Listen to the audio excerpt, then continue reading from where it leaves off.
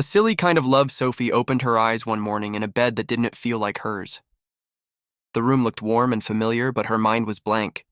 No memories, no names, just a single thought. Where am I? A man walked in carrying a tray of breakfast, scrambled eggs, toast, and a glass of orange juice. He smiled nervously. Good morning, honey. Sophie blinked. Honey? Who's honey? Good morning, strange man with food. The man almost dropped the tray. I'm not a strange man, I'm your husband, Daniel. She tilted her head, studying him. Really? I thought husbands were supposed to come with instructions. From that moment on, Daniel realized his life was about to get very interesting. The first disaster happened in the kitchen. Sophie decided she would help make coffee. She put the coffee in the blender, poured milk on top, and pressed the wrong button. The kitchen ceiling wore more milk than the cups ever did. Daniel stood there, blinking milk out of his eyelashes. Sophie gasped. Oh no, did I ruin your... What do you call it again? Oh right, kitchen.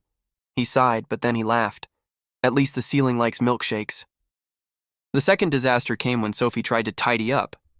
Daniel came home to find his shoes in the fridge, the remote control in the toaster, and his toothbrush floating in a vase of flowers. Why would you put my shoes in the fridge? He groaned. Sophie shrugged. I thought they looked hot. Now they're cool.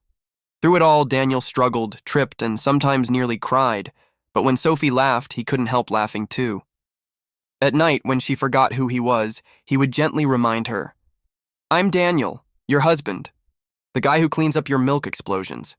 She would look at him with wide, innocent eyes. Do I love you? He would take her hand and smile. Yes, very much.